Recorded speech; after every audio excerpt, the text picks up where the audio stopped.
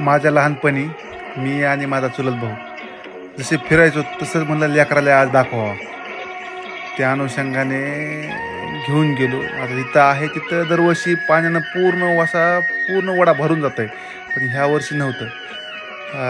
डॉगचं protection होतं, कारण की इथं सापाचं आणि डुकराचं प्रमाण लय आहे. जर पिल्ल्यामध्ये डुकरीन जर असली तर ते आमच्या हल्ला करू शकते.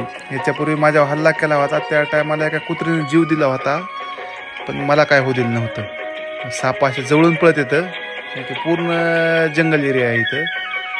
त्यामुळे सापाचं काय लहानपणीपासून असल्यामुळे काय भीव वाटत नाही.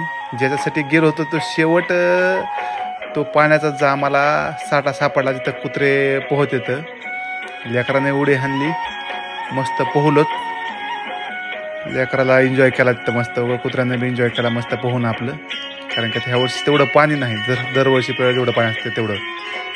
कुत्रेवर बाहेर निघाले, मस्त गवतामध्ये वगैरे उड्या हाणल्या. आज काहीतरी त्यांच्यासाठी वेगळं करावं म्हणलं होतं, थोडं वेगळं झालं. नंतर घराकडे निघालो, पूर्ण असं अंग वगैरे भिजलं होतं. पडत घराकडे गेलो. भारी वाटलं. हे दिवस पुन्हा नाहीत, एन्जॉय करून घेऊ. चला, धन्यवाद. Good night.